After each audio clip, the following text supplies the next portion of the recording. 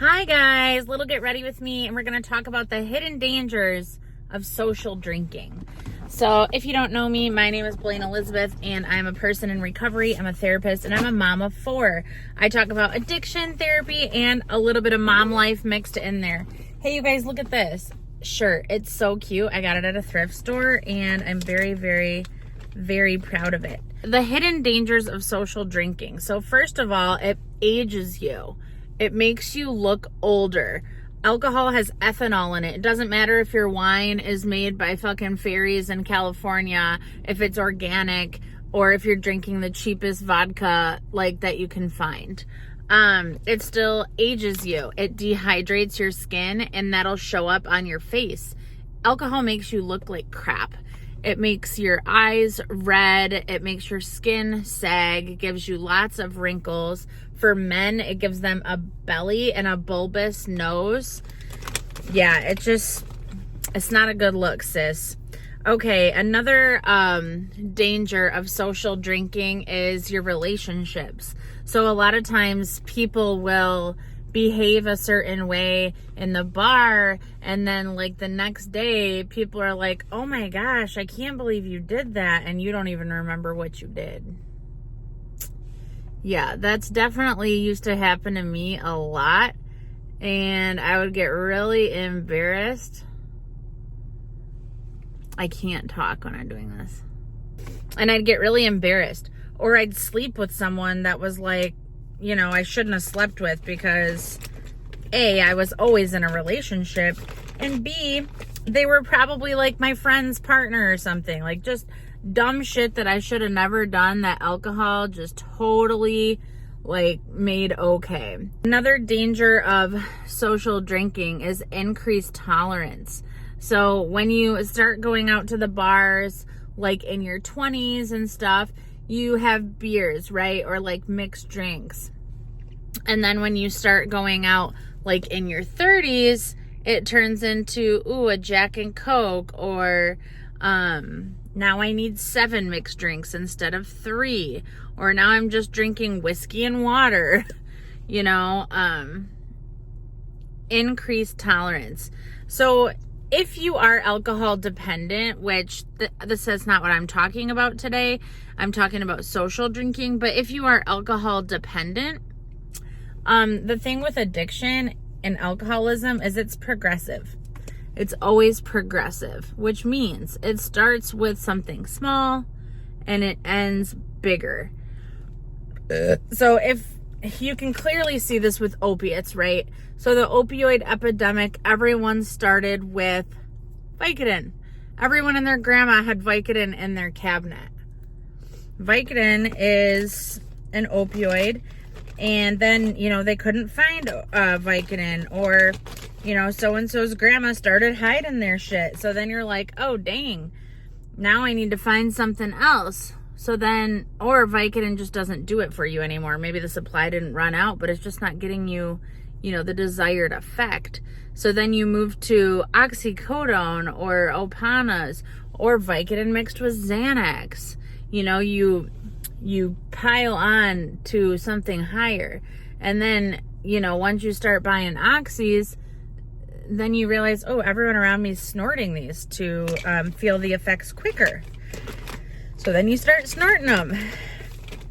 And then after that, then you realize, now these people around me are shooting them up. And then needles don't seem so scary. So how I first shot up drugs was, I actually did what's called a rinse, where it's like the residue of someone else's drug. So I didn't think I was gonna like get super high, and I didn't get super high. But then I wasn't scared of needles anymore. And then, the next time that we were all doing oxys, I shot it up. And then oxys get super expensive, and heroin's much cheaper. And plus pharmaceuticals are just harder to get. And so heroin's cheaper and more accessible, so then you naturally progress to heroin. Same with alcohol. You start with beer, you start with a spritzer or a mixed drink, and you drink one and you're drunk as fuck. Then like a couple months down the line, now you need 3 to get drunk, and then the next time you need liquor, or wine. So that's how it goes. It's progressive, it's incurable, and fatal. Progressive, I explained that. Incurable means there's no actual cure for it. There's some medications that can help, but there's no like cure all. Once you have it, you'll have it. And then it's fatal, which means you can die. Lots of people are dying from alcohol and other drugs every single year. Actually, alcohol kills more people per year than all of the other drugs combined, even with the opioid crisis. Isn't that crazy? Okay, social drinking can be an escalation to more frequent drinking. So you start social drinking, and then that leads to more frequent drinking. Like, oh, I'm going to drink now when I golf, or I'm going to drink now when I go bowling. Oh, and now I need to drink at the Christmas party. And now I need to drink, oh, me and my girlfriends are going to go out. So you start social drinking, and then that just leads to, oh, now I need an excuse to drink all of the time. By the way, I'm not like the best makeup person, so don't judge me. I'm just doing, I don't even know what I'm doing. I'm doing stuff. Okay, another thing that can impact, social drinking can impact your finances. Let me say that again. Social drinking can impact your finances. If you are a drinker, go take a look at your bank account. Like, how often are you spending money on alcohol?